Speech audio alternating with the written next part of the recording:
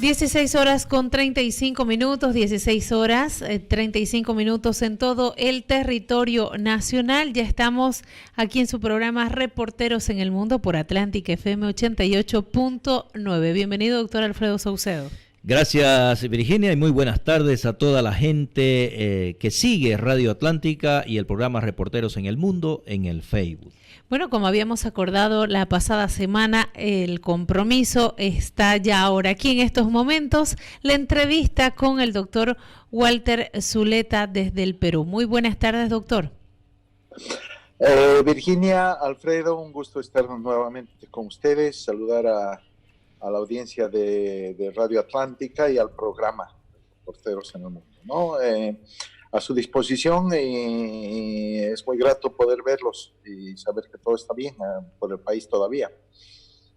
Gracias, doctor. Muy buenas tardes, bienvenido. Doctor, en una anterior conversación con usted nos habíamos quedado en el tema de que ¿por qué Walter Zuleta no puede volver al país? Walter Zuleta, se pregunta a la gente, ¿es parte del complot de la corrupción que hay en el caso respiradores y una serie de cosas? De eso vamos a estar hablando el día de hoy. Pero, doctor, díganos, ¿por qué no puede usted volver al país? Como les había empezado a narrar inicialmente en la anterior oportunidad, hace una semana, todas las acciones que se me abrieron, fundamentalmente dos, una de uso de bienes del Estado para fines privados y una de supuestamente haber participado en el aprovechamiento de la industria y el empresariado privado en beneficio mío, donde tengo una sentencia ejecutoriada, y una causa de contrabando de seres humanos, ¿no? Una cosa completamente tirada de los pelos sobre menores, ¿no? Que tienen un elemento que habla de el aprovechamiento sexual de los menores, ¿ya? Que es una causa que tiene 18 años de sentencia, que está en proceso de juicio en este momento, donde se nos ha involucrado a los tres abogados. Pero tanto en el primer caso como en este segundo tengo 3 órdenes de detención por el juzgado segundo del Alto, y tengo uno por el juez también que dictó la libertad provisional del señor Romero, que era uno de los que participaba en uno de mis juicios. Pero en todos los casos se me han atribuido ya ciertas culpabilidades y están vigentes. Mi arraigo, mi congelamiento de cuentas, mi orden de detención, etc. Es decir, si yo pusiera los pies en Bolivia, tengo 2 consecuencias. Una, la activación de todas las órdenes que se han mantenido en la esfera judicial, que hago referencia, y el hecho de que, habiendo sido beneficiado con un derecho al asilo, al refugio que tengo aquí en el Perú, no puedo volver al país de donde salí, porque pierdo ese beneficio. Y el único lugar donde me puedo quedar y puedo estar y tener cierta actividad, donde también mi hijo menor estudia y tenemos cierta posibilidad de subsistencia, es el Perú. Entonces, no puedo volver a Bolivia y tampoco puedo hacerlo porque tanto en Bolivia como en el Perú tendría consecuencias por los motivos que explico. Doctor Zuleta, vamos a empezar por el primer caso que usted nos ha mencionado, que le siguen a usted, que es el uso de bienes del Estado, dice, para aprovechamiento privado. Cuéntenos los detalles de este proceso. ¿Por qué usted lo involucran? ¿Usted era servidor público o cuál es el motivo para que lo hayan incluido en este proceso? Yo tengo, si he tenido alguna oportunidad de ser funcionario público fue en mis mocedades, pues cuando estuve en yacimientos petrolíferos fiscales bolivianos en los años 90. Después estuve dedicado a la actividad privada por muchísimos años, 20 años. La oficina de la primera dama, que era lo que tradicionalmente se conocía en La Paz, estaba ubicada en la avenida Arce, a la altura de media cuadra más abajo del Radisson, ¿ya? Ahí se desarrollaban proyectos de acción social.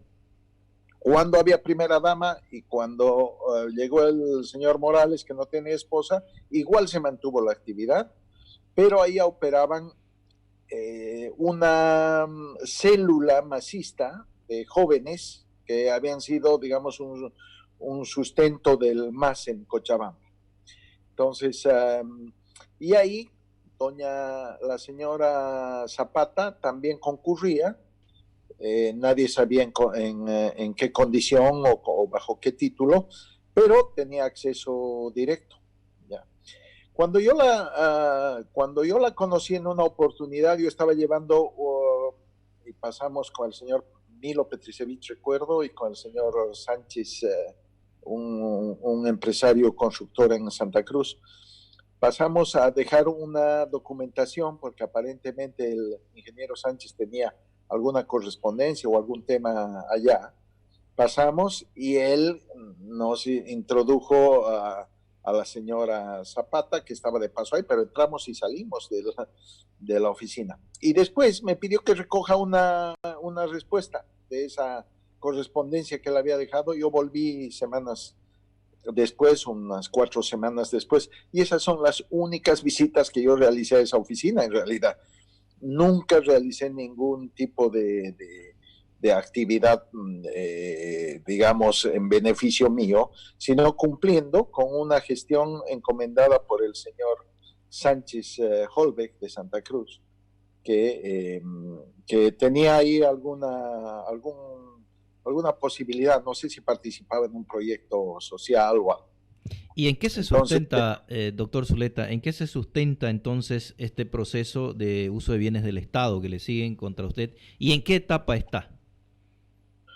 Bueno, está en sentencia ejecutoriada en primera instancia y tengo una sentencia de 3 años de condena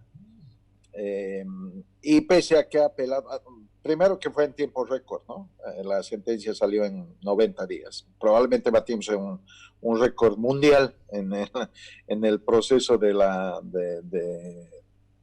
primero la sentencia judicial de La Paz, de un juez anticorrupción del Alto, y segundo, las apelaciones fueron rechazadas en 3 días en Corte Superior, y después la de Sucre les tomó 4 semanas más. Entonces, ahí se produjo una sentencia sin tener derecho a ningún recurso. El Estado me asignó un abogado defensor que nunca se presentó o fue a presentar sus credenciales para cobrar su monto mensual, pero ni estuvo en la lectura de sentencia, ni quiso, cuando ya lo ubiqué yo a través de mi familia para que podamos apelar, él no quiso hacerlo, decía que no tenía instrucciones de apelación. Entonces yo, con mi esposa que es abogada, hicimos la apelación y pudimos en el último día presentarnos en ambos recursos, en el el Tribunal Departamental y en el del Tribunal Supremo en Sucre.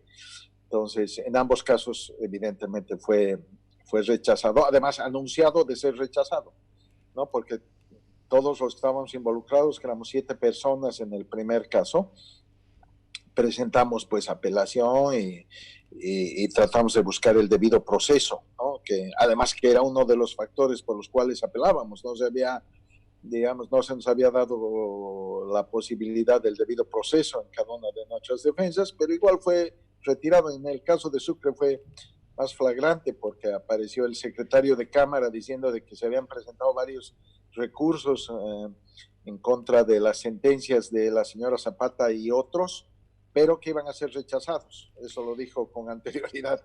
Y así pasó. Y en el tema... perdóneme, ¿este proceso de uso indebido de bienes del Estado es solamente contra usted o hay otros involucrados? No, es por el que está pagando sentencia a la señora Zapata.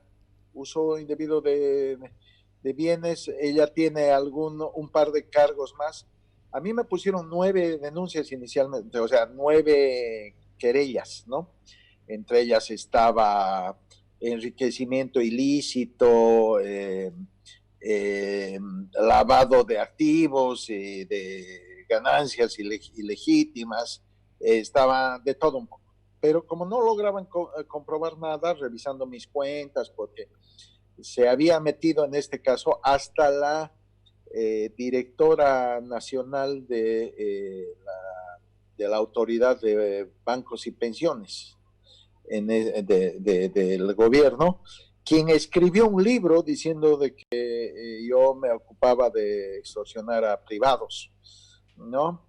Con recursos de la autoridad de bancos también. Por eso en la anterior entrevista yo les comentaba que se escribieron 3 libros, se hicieron varios documentales, una película sobre este tema, para simplemente justificar que no había niños y que éramos un grupo de complotadores que nos habíamos ocupado de hasta traer a CNN para extorsionar al gobierno o con algún propósito particular, ¿no? Pero ningún ingreso fue detectado en mis cuentas, ningún testigo aseveró, ningún registro de la propia oficina que se me atribuía que donde había ejercido algunas actividades para beneficiarme estaban dados.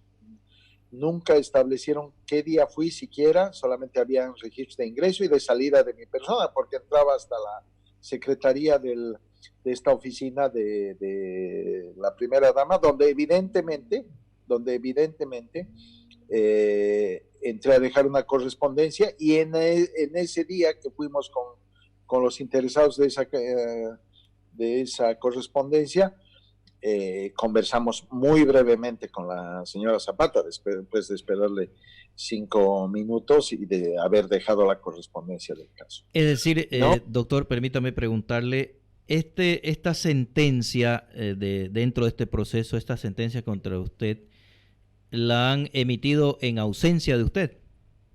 Sí, completamente, porque cuando le había comentado en la anterior entrevista que nos anticipó una abogada de un organismo internacional, ella de nacionalidad española, amiga del doctor León, que tenía la información de que íbamos a esa semana a ser detenidos, que se corroboró con el llamado de un fiscal que no quiero comentar su nombre, pero que estaba yendo en ese momento a hacer la investigación en Panamá de los Panama Papers, no sé si recuerdan.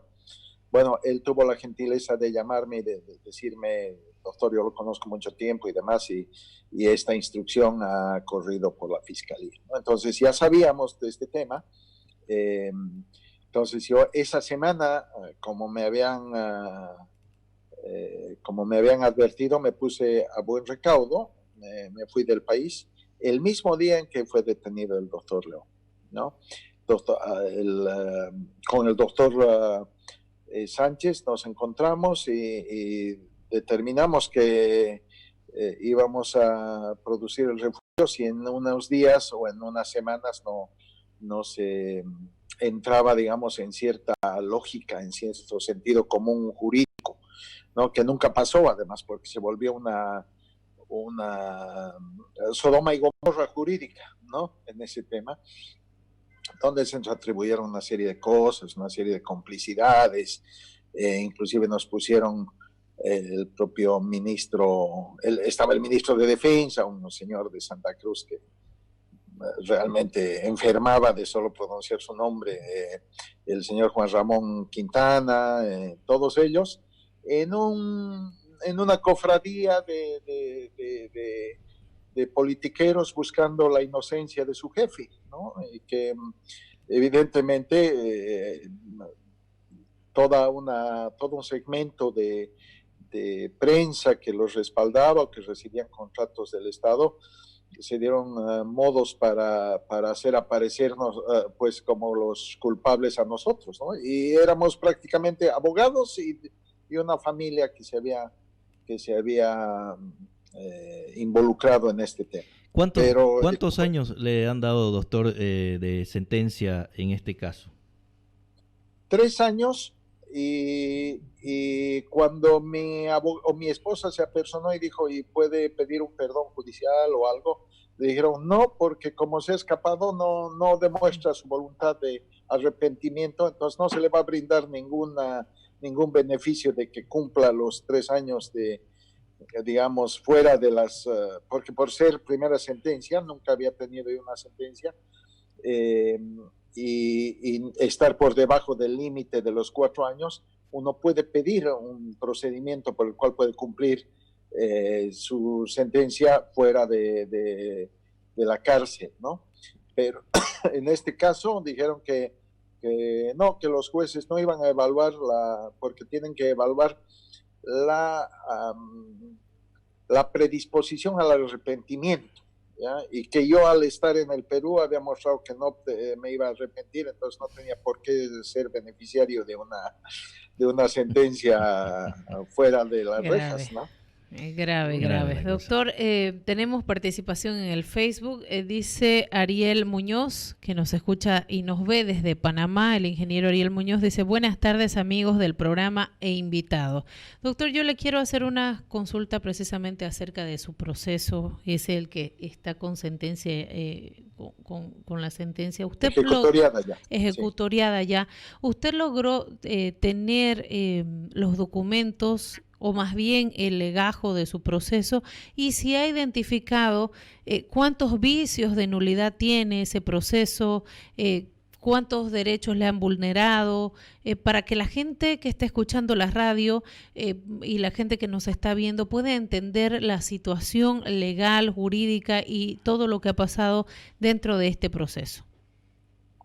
Bueno, sí tengo la sentencia que la pude obtener, primero porque la habían dejado a mi vecino en La Paz, ¿ya? Es decir, mi vecino se apersonó, o el cuidador de la casa del vecino se aproximó y dijo que habían dejado días antes un legajo a mi nombre y que contenía una sentencia, ¿no? Era una sentencia completamente risible, en que decía que habiéndose escuchado un testigo, que era un señor que estaba preso, ¿ya? Un señor que estuvo sorprendido en Santa Cruz en manejo de casinos ilegales, ¿ya? Que estaba guardando detención, había aseverado de que era amigo de la señora Zapata y que conmigo se le había pedido recursos y que él le había dado a la señora Zapata recursos destinados a mí, es decir, nunca me los había entregado siquiera a mí. Entonces, en esto, esa era la prueba contundente, porque inclusive los reportes de la investigación de fortunas y demás no determinó que yo hubiera cobrado algún monto que no hubiera estado, digamos, facturado dentro de mis actividades legales, y que no tenía un patrimonio adicional ganado al que tenía tradicionalmente, ¿no? Mi casa, mi auto, mi oficina, y estaba. Entonces,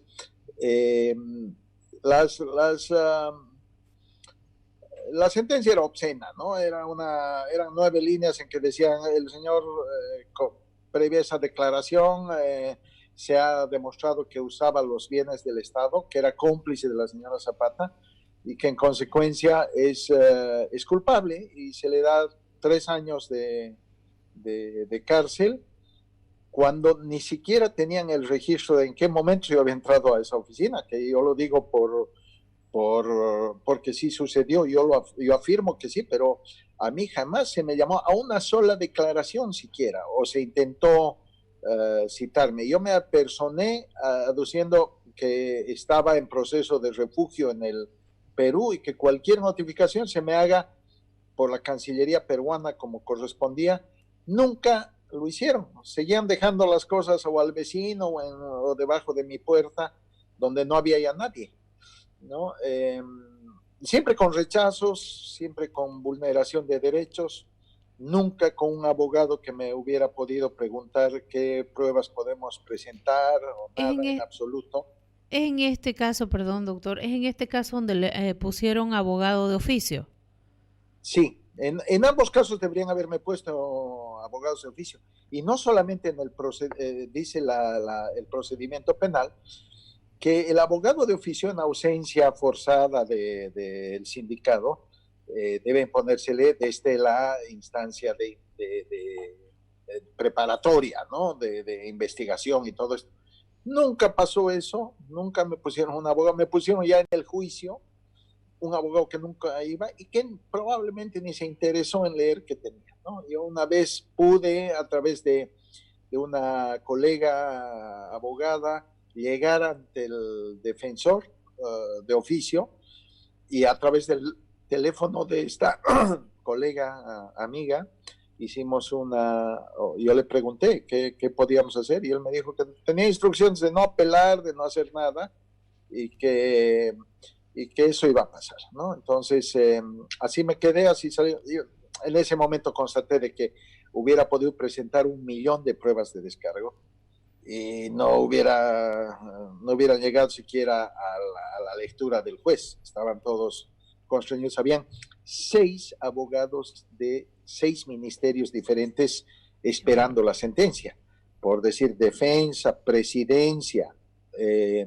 estaba el abogado de la autoridad de pensiones, de bancos, estaba el abogado de transparencia, estaba el abogado, no sé, solo faltaba el abogado de salud, creo, estaba también el abogado de transportes, etcétera, todos exigiendo una sentencia en contra de los abogados, en contra mío, en contra de la señora Zapata. La señora Zapata sigue cumpliendo, tengo entendido, los 8 años que le han dado de prisión, y a mí como cómplice de 3, y a 2 o 3 de sus asesores también, al chofer de la oficina, les han hecho cumplir entre 2 y 3 años de sentencia. Pero, ¿no? Entonces, doctor, haciendo un cortecito ahí, perdone que le saquemos la palabra de la boca, ¿por qué lo que quiero entender, para que la audiencia que está siguiéndonos muy atentamente, lo que quiero entender es por qué uso de bienes del Estado? ¿En qué se fundamenta exactamente para que hayan iniciado este proceso contra usted o lo hayan incluido como cómplice de la señora Zapata como uso indebido de bienes del Estado? Bueno, lo que yo logro entender del iter criminis que plantea el Ministerio Público es que decían que la señora Zapata, sin ser empleada pública, sin tener una responsabilidad en la administración pública, con la directora de esta organización de proyectos sociales del MAS que estaban afincados en esta casa de la avenida Arce, realizaban reuniones para pedir contribuciones a privados para probablemente campañas políticas o lo que fuera, ¿no? O favores políticos, no lo sé. Y que presuponían que como habían 2 registros de ingreso mío, yo también estaba en ese tema. Y nunca determinaron que en el momento en que yo entré a esa oficina, con quién estuve, qué horario había, nunca. La única prueba era que había un señor sindicado de casinos en Santa Cruz que aseveró que había dado plata que tenían que darme a mí y que yo había ingresado 2 veces a esa oficina y que en esas reuniones que se realizaban se pedía dinero a la gente, lo cual es una sentencia completamente risible porque no establece quién es culpable o por qué, quién es coautor, quién es instigador, en qué circunstancias, qué pruebas se les atribuyen o por qué razones. ¿No? Como habían 6 ministerios y la ex superintendencia de bancos involucrada en el proceso, evidentemente mis opciones de defensa o de cualquier otra de las personas que fue sentenciada era pues imposible de hacer valer, ¿no? De hacer validar. Todos los que han estado en el proceso, en este caso, un señor Alegría, hay otro señor que está refugiado en el Brasil, que no recuerdo su nombre, todos ellos nunca han merecido una consideración de ningún tipo de defensa. Adicionalmente a eso se abrió el proceso de contrabando de seres humanos y de niños y demás. ¿Y ¿en qué se fundamenta este proceso de contrabando? ¿En qué se sustenta? En que supuestamente dicen que yo estaba en Estados Unidos en ese momento, dicen que los abogados habíamos tomado un niño y habíamos lucrado presentándolo a un tribunal que era supuestamente un niño falso de hijo del señor Morales, y que eso constituía el delito, ¿no? de lucrar con seres humanos, ¿no? Cuando el delito que se nos atribuye es para explotación sexual, que es el que tiene mayor sentencia, que es de 18 años, ¿no? Doctor, entonces necesitaban... Perdón, pero sí, ¿la presentación de este niño fue real, no fue real o es solamente en papeles? ¿O sí, efectivamente, llevaron al hijo de Zapata y Morales a algún lugar y en base a eso? Lo que pasó fue, y probablemente el doctor León y el doctor Sánchez, que ya se quedaron en el caso, yo me había ido a la organización de la Copa América en ese momento, ellos hicieron el seguimiento, pero habían acordado una audiencia en la cual se iba a presentar el niño, que supuestamente estaba abusado psicológicamente por la familia de la señora Zapata, pero después la señora Zapata indicó en un momento de que no lo iba a presentar. Entonces ahí se había terminado el proceso, porque la demanda del señor Evo Morales era justamente para establecer cuál era el estado psicológico del niño. No tenía nada que ver con si había paternidad o no, si no había nada, ¿no? Solamente el ver el estado psicológico del niño como padre. Esa fue la demanda, a esa se contestó.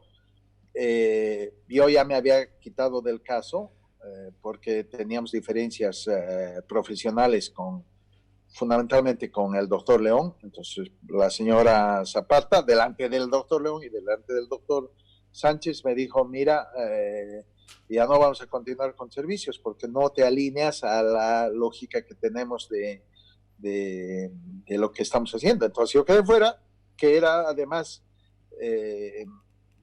digamos, me habilitaba para continuar con mis actividades deportivas en la Copa América del centenario de la Conmebol, y me fui con miembros de la federación, me perdí todo un mes en este tema, y en esas circunstancias se presentó un niño, también tengo entendido sin haber coordinado con los abogados, pero en algún momento la señora Zapata cambió de opinión y presentó un niño. Y ese niño, al ser presentado,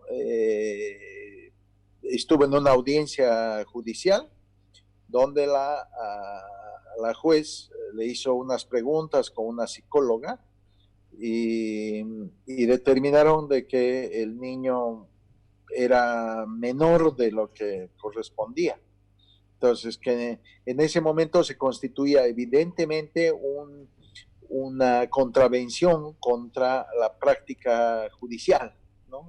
Un delito contra la práctica, pero no se establecía de ninguna manera otros delitos que fueron forzados desde la Presidencia de la República, porque es desde la Presidencia de la República de donde se pide al fiscal que se detenga a los abogados que habían usado niños para beneficio propio. ¿no? Entonces, ahí aparece una nueva demanda, pero que ya era mucho más complicada, porque tenía o acarreaba una sentencia de 18 años, y yo ya tenía la otra, ¿no? Ya tenía en curso, en primera instancia, la primera sentencia, entonces, inclusive pidiendo cualquier beneficio legal de procedimiento, yo ya no concurría como alguien con ninguna sentencia encima. Ya tenía una imputación del otro caso, entonces mi caso era más delicado que el del señor León o del señor Sánchez, porque ellos no habían estado en el proceso paralelo, ¿ya?, de uso de bienes del Estado y demás. Por eso mi situación era diferente a la de ellos. Y por eso volvió el doctor Sánchez y yo no pude volver, porque ya tenía 2 causas y en ambas con medidas cautelares, todas las aplicables posibles. Y en este segundo proceso, doctor, de 18 años que dice usted, está en etapa de apelación. Está en etapa de, bueno, ya ha empezado el juicio, ya ha presentado el doctor León tengo entendido que unas nulidades por formalidad, y ha presentado algún amparo también, pero con el cambio de gobierno se ha temperado ese juicio. A nosotros nos han declarado rebeldes, no nos han asignado abogado defensor, estábamos concurriendo al doctor Sánchez y a mí, y estábamos siendo procesados sin abogado defensor. Entonces, las posibilidades de que si se hubiera quedado el MAS, de que saliera una sentencia de 18 años adicionales, porque ningún recurso, ninguna nulidad que hemos planteado tampoco ha sido atendida, hubiera seguido un curso para sentenciarnos igual, y hubiéramos aparecido como que traficábamos con menores, ¿no? Traficantes de menores, traficantes de seres humanos, de niños, con finalidades sexuales y demás. Entonces, inclusive en la categorización del delito, ni siquiera cumplía con ningún elemento para atribuirnos esa acusación, pero no tuvieron miramiento, ¿no? No tuvieron miramiento, imputación, acusación y juicio. Así estábamos. Doctor, entonces, es decir que en este segundo proceso usted es la otra orden de aprehensión que tiene. ¿Y cuál es la otra orden de aprehensión? Porque usted nos bueno, 3. En 3 juzgados nos han sacado. La tercera, me entiendo que es por algún delito contra la judicatura y demás. Nunca he sido notificado tampoco, pero si uno va a ver las medidas cautelares que están de restricción o sobre mis cuentas bancarias y demás, 3 jueces están pidiendo mi detención, mi retención de fondos, y que me pongan en el ministerio, en migración, mi medida de inamovilidad en el país, ¿no? Entonces, no conozco el tercero en detalle, pero asumo que debe ser porque me habían anunciado que había alguna causa contra la judicatura. Me imagino que es el tema de que se presentó un menor que correspondía a una audiencia en la que yo no estaba, en la que yo no era abogado, ¿ya? Y en la que tampoco entiendo que participó el doctor León, sino el doctor Sánchez, pero ya de refilón, porque él estuvo en Tarija, si no me equivoco, y llegó directo a una audiencia de presentación de un niño que él nunca había conocido tampoco. Entonces, cuando vio al niño, la sensación que tuvo, es lo que me contó después, es que le parecía mucho menor el niño y que, claro, nadie tenía el antecedente de si correspondía o no.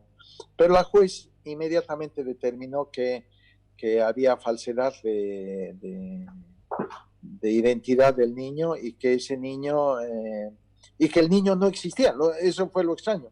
Entonces se presentó otro niño, pero la jueza, sin haber investigado, determina que no existe el niño del señor Morales. ¿ya? Y que el presentado no correspondía, pero una cosa no tiene nada que ver con la otra, porque un juez no debería, además sin atribución alguna, porque ella no era una juez de familia, ella era una juez del menor, ella no tenía atribución para determinar si existe o no existe un niño, lo hace un juez de familia, pero ella sí sacó en su sentencia que no correspondía, en consecuencia, todos los que habían sido abogados, todos los que habían participado eran culpables de pues el onerar con el supuesto contrabando de seres humanos y menores, ¿no? Entonces, doctor, ¿usted recuerda el nombre de esta juez? Es pues la juez que está ahora miren, no de memoria porque hay cosas que uno prefiere olvidar, pero sí es vocal del Tribunal Supremo o del Tribunal, la única mujer del Tribunal Departamental de La Paz, ¿no? Entonces fue premiada con ello, pese a ser juez del menor, ¿no? El juez del menor generalmente es un juez, digamos, poco conocedor de materias civiles, pero imagínense, es vocal de corte ahora. Y las autoridades no han variado tampoco, ¿no? Fiscales, jueces de primera instancia.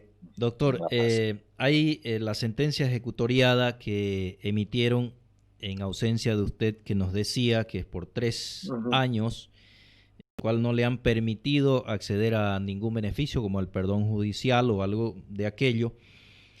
¿Usted recuerda cuál es el tribunal de sentencia que emitió la sentencia en contra suya? Bueno, era el juez anticorrupción del Alto, ¿no? El primero de anticorrupción. Pero evidentemente lo que pasaba en ese momento era que el juez primero y el juez segundo se sustituían, entonces trabajaban en conjunción. Entonces en alguna audiencia atendía uno, en alguno atendía otro, pero y hubo un tribunal, sí tengo todo registrado, pero de memoria, estamos hablando de casi 5 años atrás, pero desde entonces no ha cambiado mi condición y no he podido retornar al país.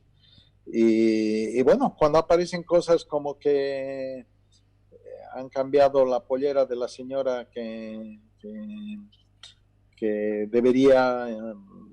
debería ser la justicia, pero que sigue siendo la misma. Y justamente en base a eso tengo la pregunta, doctor. El gobierno que estamos, el gobierno de transición, para usted, ¿hay seguridad jurídica o no la hay para su retorno al país? En absoluto. Mire, hemos presentado con un grupo de refugiados una petición a la presidencia para que nos permita retornar y defendernos desde Bolivia, ¿ya? Pero que se levanten las medidas cautelares del caso, ¿no? Para que tengamos la posibilidad de movernos y obtener toda la capacidad de defensa, porque si algo fue flagrante en los procesos que se nos realizó, fue el debido proceso, es decir, que se nos escuche, que se nos permita presentar pruebas, que se nos permita recabar cualquier documento, pero yo llegando a Bolivia hubiera tenido pues lo primero que afrontar ahí en el aeropuerto o en cualquier lugar la primera sentencia que ya me condena a 3er año o a 3 años ¿no? Entonces mi defensa del segundo caso ya era inviable. Pero esto, doctor, permítame, siguiendo la misma línea de la pregunta de Virginia en cuanto al tema de la seguridad jurídica en Bolivia, y esto de la resolución 140 y el Comité Interinstitucional para la Defensa. A eso iba justamente, pero quería comentar que a razón de ese decreto ministeriales, yo fui uno de los primeros en presentar mi causa, solicitar que se me considere como lo que soy, un perseguido político. Igual el doctor Sánchez se nos aprobó, ¿ya? Se nos entregó un certificado de que se nos consideraba como tales y por ende se nos iba a asignar un abogado. Ahí se quedó todo. Es a raíz de eso que hago yo un recurso de petición a la presidenta. La presidenta le pasa al ministro de la presidencia y el ministro de la presidencia lo manda al Ministerio de Justicia y el ministro de Justicia lo deriva al mismo abogado que se encargaba de tramitar las causas del decreto ministerial 140/2019 y perdón. Sí, adelante. Sí, sí.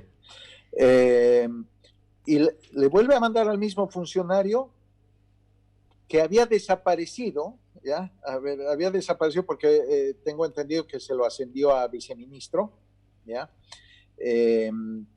Entonces, el mismo recurso que habíamos presentado de petición llega al funcionario que ya no existía, por el cual hicimos el mismo recurso de petición, diciendo de que ante la ausencia del responsable del decreto 140, le hacemos este recurso de petición, señora presidenta, para que nos posibilite el retorno al país, asumir defensa, que las medidas cautelares se suspendan y que se nos considere en función a lo que había pasado además en el Hotel Las Américas y todo este proceso completamente macabro en el cual estuvo involucrada mucha gente decente en Santa Cruz.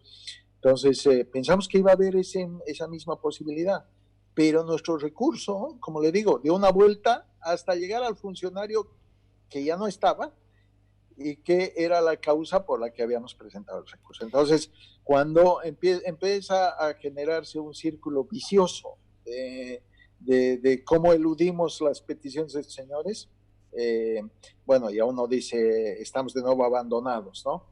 La seguridad jurídica pasa también por otras cosas, ¿no? Pasa por otras cosas ya de un análisis un poquito más filosófico, pero la seguridad jurídica determina pues que tiene que haber nomás autonomía de poderes, ¿no? Y nadie en Bolivia, si pudiéramos hacer una pregunta o sacar un selfie en Bolivia y decir, señores, levanten la mano los que creen que la justicia es creíble ahora, nadie va a levantar la mano. Yo les aseguro, y les pusiera la misma pregunta a ustedes creen, y todos vamos a coincidir, no existe, no ha cambiado nada, el problema de la justicia no tiene solución, la independencia de la justicia es completamente, ¿qué les digo?, fantasiosa, ¿no? Debemos ser el único país en Sudamérica que usa como no sé, como una cortadora de cabezas a la justicia, más que como una vía de encontrar, darle lo que le corresponde al que le corresponde. Entonces, todo eso está claro. El gobierno creo que ha encontrado con que tenía una guillotina en la justicia y la está utilizando, ¿no? No vemos que haya algún avance siquiera mínimo en el tema de justicia. Es decir, doctor Zuleta, que esta resolución 140 que dictó el ministerio para tratar de que vuelvan los perseguidos políticos y los más de 1.200 exiliados que habían del gobierno de Evo Morales, no ha mejorado mucho en este tema. No ha mejorado. Antes me contestaban por teléfono, ahora después de los respiradores ya me han borrado y ya ni siquiera me contestan la grabación, ¿no? ¿Y por qué cree que lo han borrado, doctor Zuleta, ya que habla del caso respiradores? La justicia es un instrumento, pues no es un derecho humano, ¿no? de las personas, sino es un instrumento por el cual, si el gobierno establece que hay o señalan con el dedo a alguien, todos tienen que hacer lo propio. Pero, ¿no? Todos tienen que señalar también. Doctor, entonces, yo le cuento que no lo han borrado en Bolivia, porque recientemente, la semana pasada, o hace unas 2 semanas, si mal no me equivoco, la FELCC había dicho de que el doctor Zuleta, Valenzuela y Humérez se iban a repartir una pata del caso respiradores, y por eso usted ha sido involucrado también en ese tema. Sí, sí, permítame, porque voy a enchufar un poco el aparato para que no tengamos algún problema de batería. Adelante, doctor, sí, mientras nosotros vamos comentando, usted nos responde cuando esté tranquilo, no hay problema. Mientras vamos con Virginia comentando, diciéndole a la gente que estamos hablando con el doctor Walter Zuleta Buitrago desde el Perú. Él está con exilio, nos está explicando cuál es la situación jurídica que él vive, Virginia. Así es. Además que usted puede ver esta transmisión en vivo, puede entrarse al Facebook, búsquenos como Radio Atlántica FM 88.9, y si usted ya no tiene los megas para mirarnos en Facebook, váyase a la radio FM, sintonice 88.9 o descargue la aplicación en Play Store. Estamos como Radio Atlántica Bolivia. Estamos conversando, como bien lo dijo el doctor Alfredo Saucedo, con el doctor Walter Zuleta, más conocido como el abogado de Gabriela Zapata, que hoy está en el Perú. Es por eso que lo conocen más, doctor. Lamentablemente, pese a que he cumplido muchísima actividad privada, muchísima actividad cultural, ya yo he organizado muchísimo en las galerías de arte, por ejemplo, en Bolivia. He llevado adelante mucha actividad empresarial, privada, actividad cívica, etcétera. Pero por 1 mes y medio en el caso Zapata tengo la marca la marca de la letra escarlata, ¿no? En mi pecho. y vamos a decir que por un trabajo, ¿no? Porque usted era abogado. Por el ejercicio de la abogacía. Y si usted lee en la primera parte del Código Penal, dice las excepciones de culpabilidad son la práctica profesional, ¿no? Que lo lleva a uno a desarrollar esto, por el cual, artículo por el cual, que es el 9 o el 11, creo, del Código Penal, pues no valió para nada, ¿no? Todos los abogados que estábamos involucrados, de repente nos convertimos. Imagínense si hubiéramos estado con alguien que hubiera tenido algún tema de narcotráfico, nosotros nos convertíamos en narcotraficantes también, ¿no? Por dar un ejemplo. Entonces, ahí quedó completamente desprotegida. Yo recuerdo que salió una gran marcha de unos 5,000 abogados reclamando por nuestra defensa en La Paz, por la defensa del doctor León, por la defensa del doctor Sánchez y la mía. Inmediatamente pues se impuso el registro en el Ministerio de Justicia, que sustituyó, y la imposibilidad de seguir cobrando cuotas para el Colegio de Abogados. Sustituía, ¿no?, los colegios, ¿no? Sí. Entonces ahí se destruyó justamente. En paralelo a lo que sucedía, se fue destruyendo la institucionalidad de los colegios de abogados. En Santa Cruz tuvimos mucho respaldo, creo que fueron los más valientes, pero en La Paz fueron sometidos muy rápidamente, ¿no? Y al final todo el mundo, nadie quería siquiera decir que nos conocía, ¿no? Pese a que éramos parte del propio directorio del Colegio de Abogados, que fue otro de los problemas, ¿no? Pero el Ministerio Público, de nuevo, muestra pues la carencia de lógica de la justicia, ¿no? A ver, si yo les preguntara, ¿ustedes creyeran que el dueño de la radioemisora en la que estamos compartiendo estos momentos pudiera hacer negocios con el señor Evo Morales? ¿Creen que hubiera la lógica siquiera inicial de que en una bolsa se meta un ratón, un gato y un perro y todos convivan dentro de la bolsa? No, porque hay cosas que ya se vuelven agua y aceite en la vida, y dado a que hemos sufrido muchísimas consecuencias por parte de estar en contra del MAS. Resulta que ahora por algún dinero yo hubiera vendido mis principios y además mi imagen, no solamente ante la gente, sino ante mi familia. Mi familia ha tenido que cambiar de lugar. Mis hijos han tenido que abandonar a sus amigos, a su gente. Hemos abandonado nuestras familias y nos hemos tenido que ir. Entonces, justamente, doctor, perdón que le corte, justamente eso le iba a preguntar. ¿Qué tan difícil fue empezar a vivir, empezar a hacer desde cero, a hacer la vida desde cero, a construir el hogar y la familia en otro país? Y la decisión y la difícil decisión de ese momento, tomar ese camino. Bueno, primero que es algo que pareciera pues de película, ¿no? De una mala película de la vida, además, en que uno tiene que tomar una decisión, oye, me pondré a buen recaudo y puede que no vuelva nunca más, ¿no? Lo primero que hice fue hablar con mi esposa.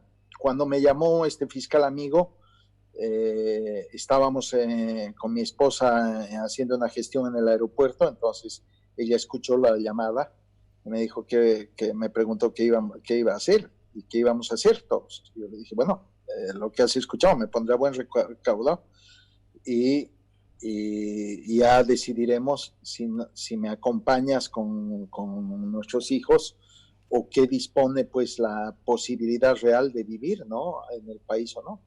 Pero resulta que desde el día siguiente había una vagoneta en mi casa y ya les había comentado en la anterior oportunidad. Inclusive les quitaron los celulares a mi esposa y a mis hijos y nunca les devolvieron porque no quisieron firmar el acta de retención de mis computadoras, de los celulares que se llevaron. Entonces llegó al punto en que en la esquina mi esposa frenó en un semáforo de luz roja y la vagoneta que estaba apurándose por seguir la embistió y le chocó y le rompió los dos faroles de stop, de luz roja trasera y bueno, ya era un acoso pero agobiante. 24 horas después yo ya estaba fuera del país, el doctor Sánchez había hecho lo propio, pero persistieron en seguir, en ir a mi casa, ir a mi oficina, ir a la casa y oficina del doctor Sánchez. Ya lo habían detenido al doctor León.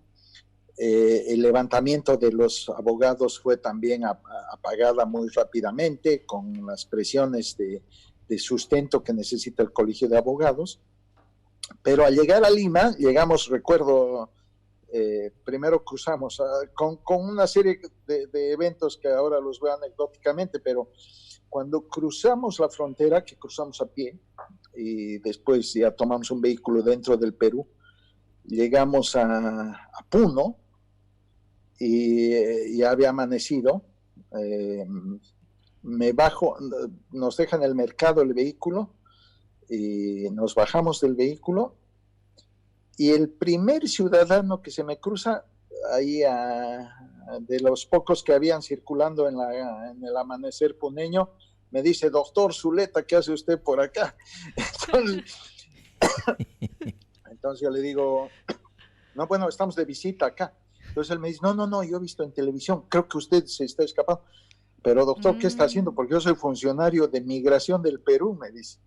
Entonces, el doctor Sánchez y yo nos pusimos blancos como papel, pero había un elemento que es sagrado en el mundo, sobre todo de los hombres. Me dijo, pero soy bolivarista.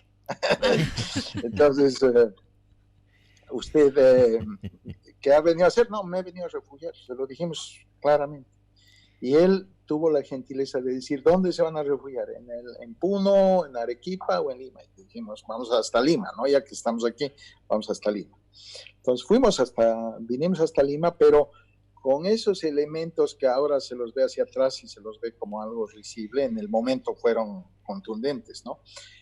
Además que en Puno se ve, el 80% de la gente ve canales bolivianos y radios bolivianas. Entonces todo el mundo sabe más de lo que pasa en La Paz que de lo que pasa en Lima. Entonces todo el mundo sentíamos que ahí estábamos un poco como luz de neón, ¿no? Luz de neón roja todavía, porque... Doctor Zuleta. Era muy visible. Permítame preguntarle. Cuando llegamos, simplemente contarles esto, bajarnos en el aeropuerto Chávez acá y vernos las caras y decir, bueno, no nos ha pasado nada, pero ahora ¿qué hacemos? Porque estábamos con la ropa que vestíamos y dijimos, vamos a buscar un hotel y empezar de 0, ¿no? Y lo que sí debo decir es que me siento un hombre afortunado, siempre lo digo. Mi esposa, en el momento, semanas después, hablamos claramente. Adicionalmente, yo perdí a mi suegro en esos días y no pude estar, ¿ya? Entonces, con mi esposa hablamos y me dijo, no, la familia estará donde estés. Y programamos una venida al terminar clases. Ya fuimos organizándonos poco a poco. Vinieron a verme, pero aun cuando mis hijos llegaron un mes después a visitarme, nos perseguía la gente de la embajada acá y les tomaban fotos a mis hijos que eran menores de edad, a mí en algún restaurante, y me mandaban a La Paz diciendo que yo me estaba dando la vida de millonario acá y demás, y aparecían inclusive en periódicos fotos. Realmente fue una persecución muy, muy dura. Pero eso consolidó también nuestro relacionamiento familiar, ¿no? Dicen que las familias en desgracia se unen más. Y mi mujer con muy poco volvió a construir un hogar, como cuando empezamos.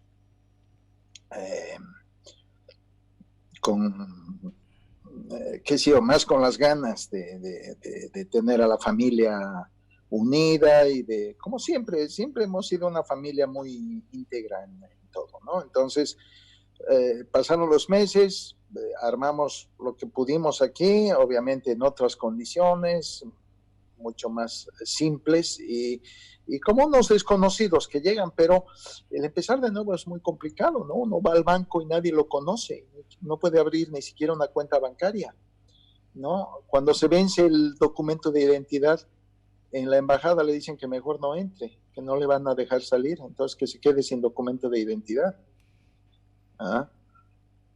La triste realidad de los refugiados y perseguidos políticos. Exactamente. Doctor. Por eso cuando la veo a la canciller ahora decir, hemos repatriado a los que se quedaron varados en el crucero que estaban en Miami, digo, pucha, ojalá le dieras importancia para repatriar a los que... Doctor Zuleta, sabemos que es un tema difícil, complicado, cuando se habla y se entra al sufrimiento personal y de la familia.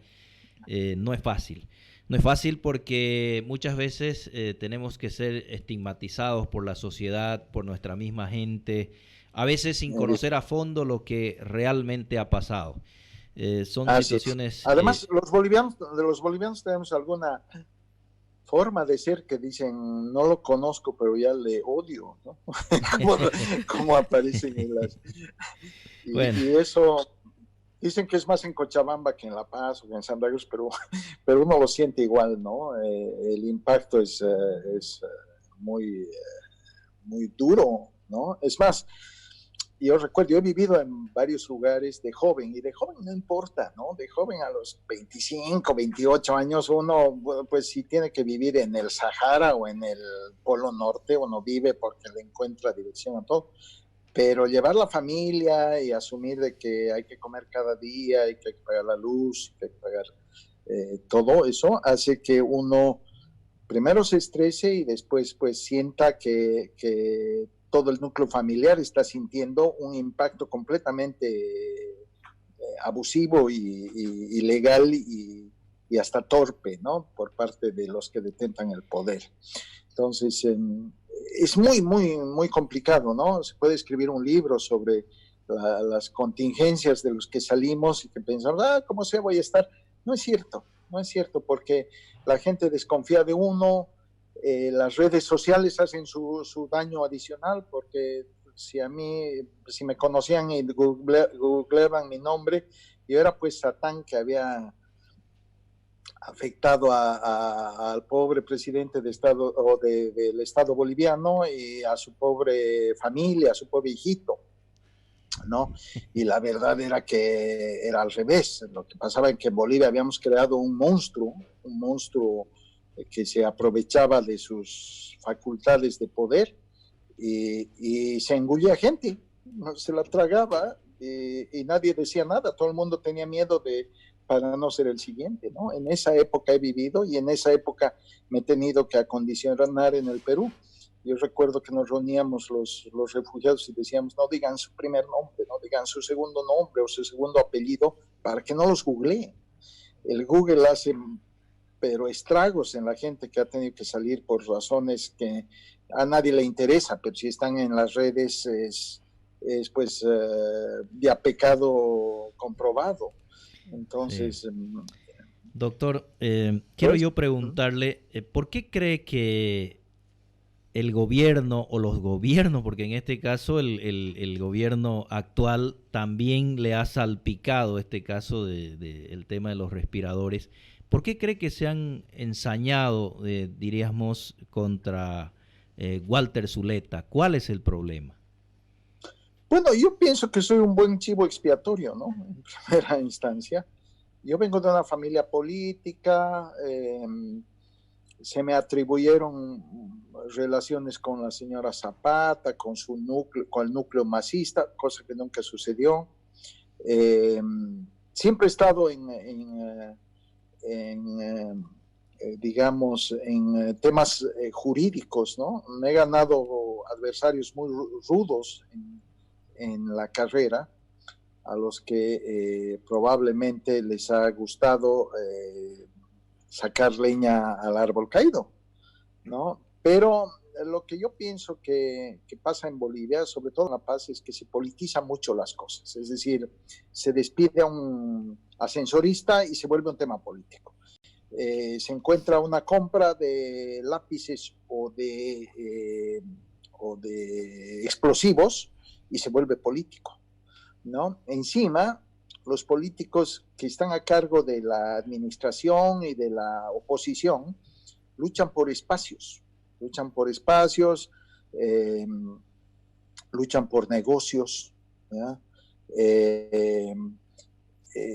Nunca, cuando se politizan las cosas, nunca aparece la verdad.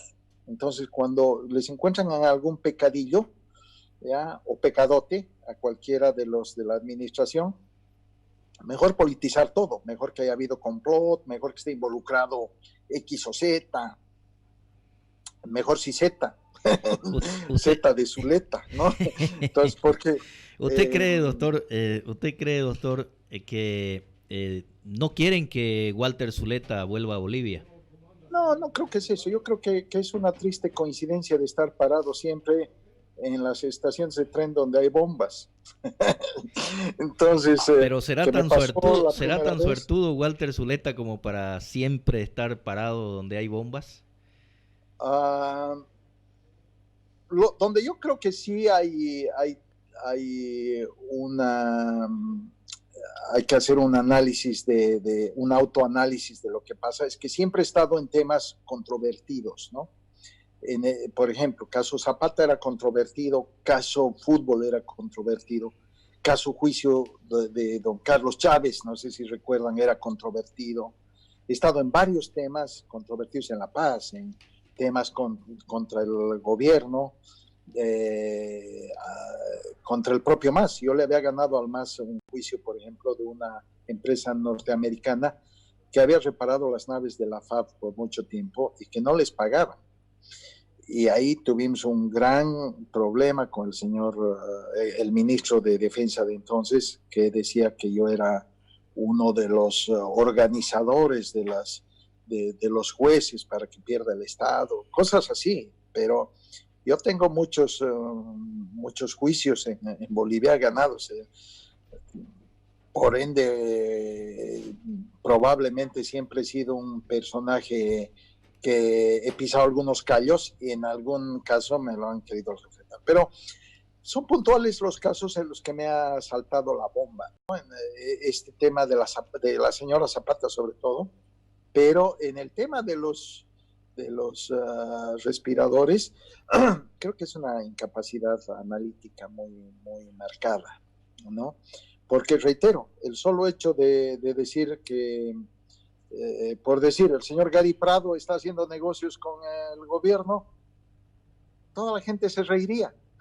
Toda la gente diría, a ver, ya no sean payasos, no es posible que el señor Gary Prado se mezcle con la escoria masista.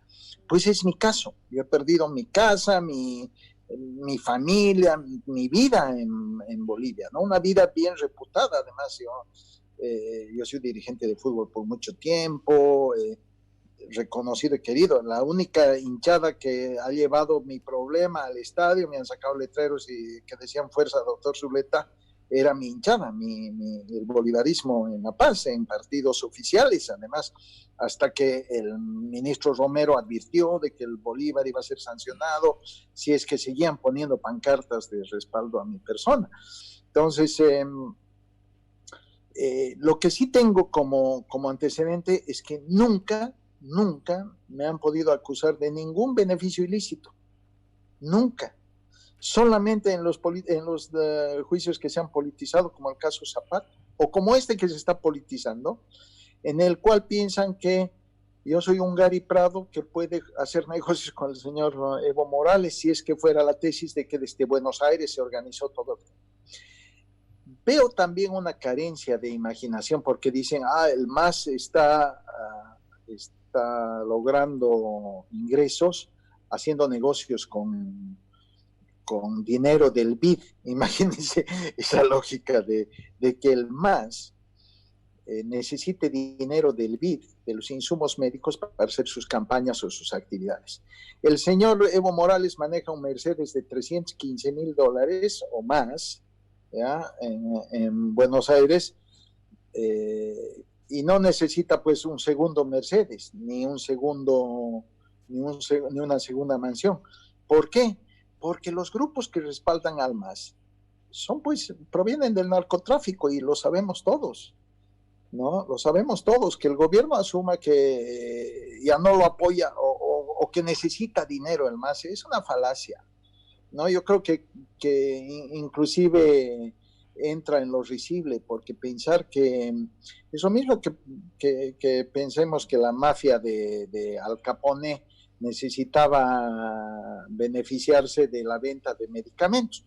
No era posible. Ellos tenían un rubro del cual se generaba su dinero. Lo mismo que pasa con el MAS y con la cúpula masista, ¿no? Por eso renuncia el MAS a los aportes del Tribunal Electoral, ¿no? Dicen, no, nosotros no necesitamos, pero si le estaban sacando al BID dinero, $300,000 supuestamente, ¿no? A través mío, además. O sea, si esas lógicas que no tienen ninguna lógica son válidas en el país y en la justicia boliviana, realmente estamos en un escenario donde las palomas cazan a las escopetas y la abuelita se come al lobo, ¿no? Y Caperucita devora a la abuela, ¿no? En un país completamente al revés. Entonces, cuando se carece de estas lógicas básicas, creo que hay un error. O sea, creo que hay algo hay una alarma ahí que está sonando y que nadie quiere escuchar, ¿no? Ustedes, los periodistas, conocen algo que yo siempre digo, y es el hecho de que cuando hay algo muy evidente es como un elefante en la habitación. Entonces, muchos no quieren ver al elefante, ¿ya? Y el elefante, ni aunque se le siente en la nariz, a muchos no lo van a ver, porque no quieren verlo. No hay peor ciego que el que no quiere ver.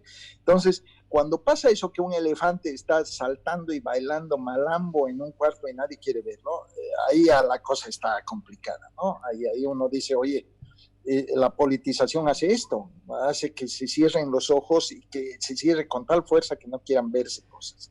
Bien, no, doctor. Yo no voy a hacer ningún negocio en mi vida con el MAS. O sea, no, lo más que podría hacer es no sé, pues alguna estrecnina, alguna cosa, si puedo invitarles a comer algo, les daría eso, pero además de ningún relacionamiento sano, digamos, que pudiera tener con ellos. Entonces, la premisa ya parte por el lado equivocado en este último caso, que está politizado también. Bien, doctor. Yo creo que... ¿Les puedo resumir? Sí, adelante, sí. Por favor, Vivian, creo que me estoy monopolizando. No se preocupe. Volviendo al tema de la justicia, doctor, y aprovechando estos cortos minutos que tenemos para cerrar este espacio, esta entrevista, no es novedad que están en campaña los diferentes partidos políticos en la actualidad. Uh-huh. ¿Qué le sugeriría a usted en cuanto a cambio de la administración de justicia? ¿Qué cree usted que debería implementarse? ¿Cómo? Las formas de repente y ¿qué debería pasar en la justicia?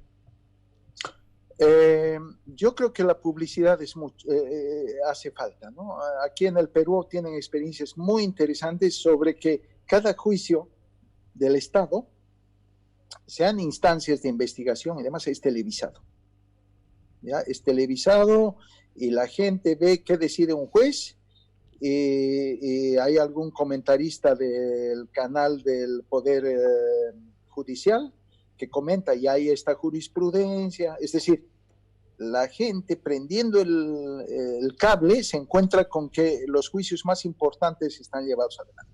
A mí me hubiera gustado que el juicio de Zapata esté televisado o que de los respiradores esté televisado.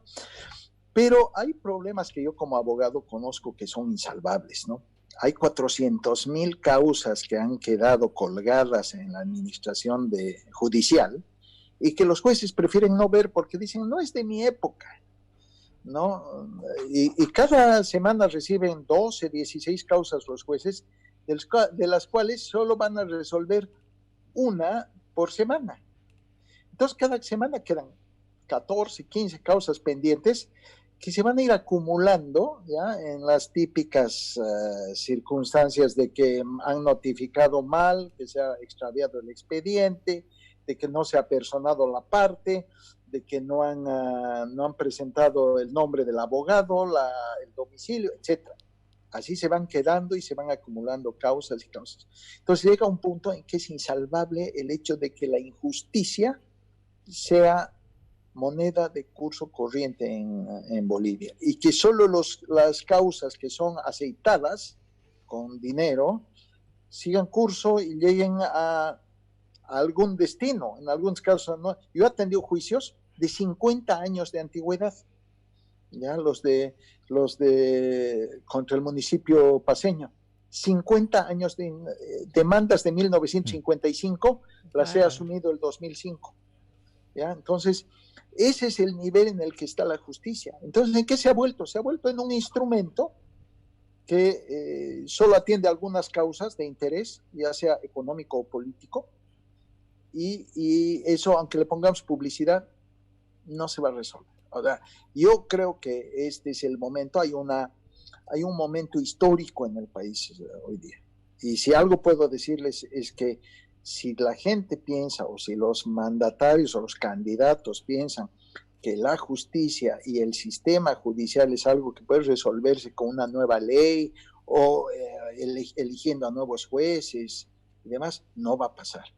Porque hay 500,000 de causas que no han sido procesadas.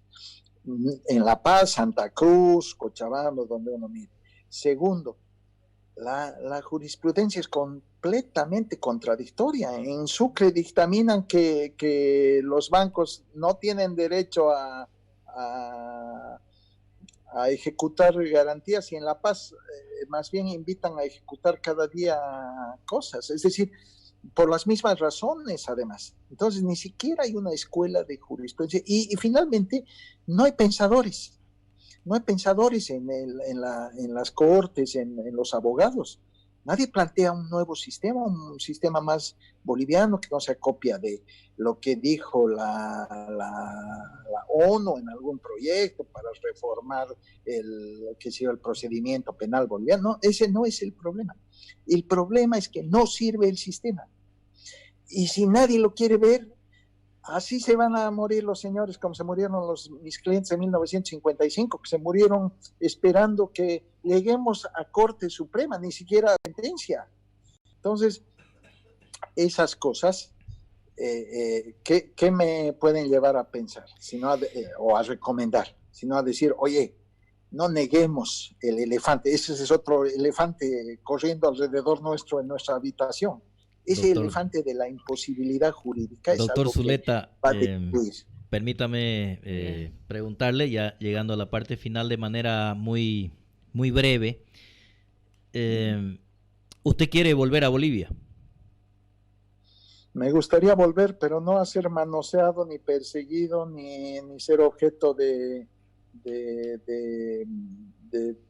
no sé, de acciones o de expresiones que dañen, no solamente a mí, porque si yo fuera solo no tengo problema. Yo, como les contaba anteriormente, vengo de una familia tradicional, un potosino a muerte, como era mi padre, y querendón de su tierra. Nunca fue sindicado de nada. Mi padre, pese a que fue autoridad, fue alcalde, prefecto, ministro. Si ustedes ven en la historia, si ha habido alguna acusación de algo contra mi padre, esto nunca ocurrió.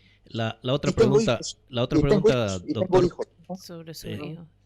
La otra pregunta, doctor, ¿de qué depende para que usted pueda venir a Bolivia concretamente? A mí me encantaría defenderme. Yo soy un abogado de esencia, es parte de mi identidad, soy abogado. Pero no puedo ir con 5-0 abajo y a cancha sin árbitro, ¿no? Yo quiero ir, ojalá el gobierno me ayudara y suspendieran todas las medidas cautelares y yo pudiera asumir defensa y pedir nulidades y que no se sienta el tribunal presionado por esto. Igual en el caso respiradores, pedir que si tienen alguna declaración mía, algún acuerdo, algún documento firmado, algún dólar recibido en este proceso, que sí me procesen, pero no pues que se vuelva un tema de persecución política para ganar votos y que todos los que estamos pasando por ahí se nos indique y se nos detenga. Hablando precisamente, doctor Zuleta, de la situación, sabemos que no es usted el único que está fuera del país desde la dictadura de Evo Morales, sino que hay otros. ¿Sabe usted más o menos cuántas personas están en la situación de usted que queriendo volver al país y solucionar su problema con la justicia boliviana y no pueden hacerlo? Yo siquiera he tenido contacto con 120 personas. Sé que en el ministerio, en el decreto 140, 260 personas fueron apersonadas. Además, les hablo de Paraguay, Chile, Brasil, Estados Unidos, España, donde se han ido a refugiar y donde todos generamos una cadena para apoyarnos porque nadie más nos apoya. En el coronavirus no nos dan una aspirina en los países donde estamos porque no, ni somos de allá, somos como los espaldas mojadas de Estados Unidos. Hemos dejado de pertenecer a un núcleo de origen y no existimos en el lugar de destino. Entonces, doctor Zuleta, prácticamente somos fantasmas. Como ya estamos concluyendo, quiero hacerle otra pregunta para que usted de manera muy breve pueda responderle. ¿Qué le pediría exactamente usted al gobierno actual de la presidenta Yanine Áñez para que todos ustedes que están fuera del país y otras personas que están dentro del país y que no están pudiendo solucionar su problema por haber vuelto a tratar de defenderse a Bolivia, ¿qué le pediría a usted concretamente? Que nos permita retornar y defendernos en debido proceso, que se suspendan o evidentemente suspendiendo las medidas cautelares y retirando las causas que el Estado siente que tiene que poner en contra nuestra. Es decir, ¿cómo es posible que el Estado persista en el caso Zapata de perseguir a los abogados, por decir, ¿no? En el caso Hotel Las Américas retiraron la acusación de la cual era parte del Estado. Lo mismo pediríamos, porque debe considerarse que somos inicialmente inocentes. No se nos ha demostrado lo contrario. Y en inocencia y en además haber sido olvidados y traicionados por nuestro sistema jurídico y nuestro propio país. ¿Ya? ¿Usted cree, doctor Zuleta, que deberían hacerse las auditorías a todos los casos que han sido iniciados? Completamente, pero en enero me dijeron que iban a contratar 10 abogados y lo que hicieron fue cerrar la oficina. ¿Ya? 10 abogados tenían que ocuparse de los 260 auditorías que tenían que hacer.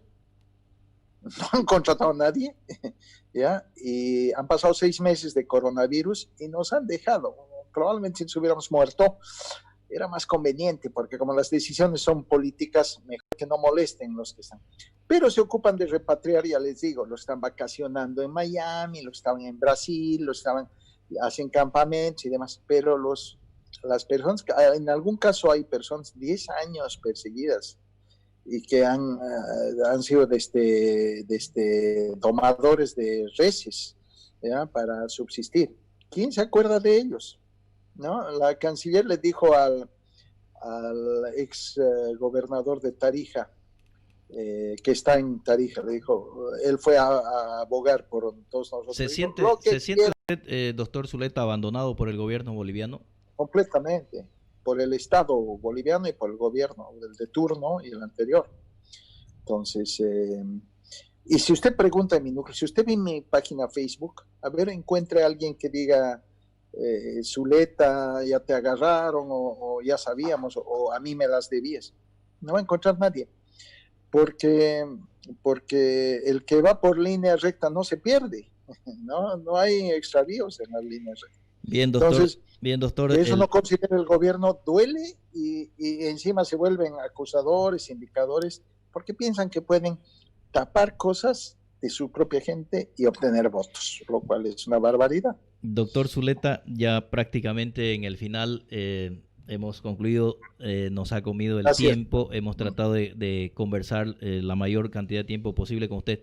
En un minuto, por favor, yo le pido su mensaje y su pedido al pueblo boliviano como buen potosino que dice usted que es. Sí, bueno, soy nacido en La Paz, ¿no? Pero mi sangre es potosina por padre y madre. Yo nací en La Paz y amo La Paz entrañablemente porque me han dado mis amores, ¿no? Mi club, mi carrera, mi hogar, mis hijos. Pero mi mensaje a la gente es que ha llegado un momento de valentía. Yo creo que con todos los políticos completamente enloquecidos que hemos tenido en las últimas décadas, hemos vuelto a nuestro país inviable y tenemos que dar un último paso de valentía. Tenemos que poner un gobierno que se ocupe de las 3 crisis, ¿no? La crisis de salud, la crisis política y la crisis económica, que se viene como un alud que nos va a arrastrar a todos, y lo de la UDP va a ser probablemente un cuento de hadas. Entonces, si solo pedimos que a raíz de que por preservar la salud no vamos a hacer los cambios adecuadamente, ordenadamente y con la posibilidad de ser valientes una vez más y poner un Congreso que nos avale y que busque una Bolivia, de que podamos pensar que hay un equipo donde están los mejores que van a pensar en una nueva justicia y que hay gente que está dispuesta a afrontar la crisis económica y ser respaldada por la gente. Ese es el momento que ha llegado. Este es el momento. No va a haber otra situación. En cada crisis hay una oportunidad. La oportunidad es esa. Gracias, doctor. El tiempo se nos ha acabado. Virginia. Sí, ya nos pasamos del tiempo. Muchas gracias, doctor, por acceder a esta importante entrevista. Me encanta que me dejen volar en las entrevistas que hacemos, porque realmente uno siente que tiene mucho que decir y se ha aguantado mucho uno por años y la oportunidad que me han dado es muy agradecida. Gracias, doctor Zuleta. Será hasta otra oportunidad. Tenemos una depositada del fútbol. Hasta otra oportunidad, doctor. Me encantaría. Ahí sí me van a tener que cortar cámara porque me gusta hablar más de lo debido. Gracias, bien, doctor. Y bendiciones a usted y a su familia. Ojalá las cosas se solucionen pronto. Gracias. Hasta una próxima entrevista. Gracias. Gracias, gracias amigos oyentes. Gracias, doctor. Gracias, amigos oyentes. Hasta una próxima oportunidad. Permiso. Gracias. Radio Atlántica es tu amiga.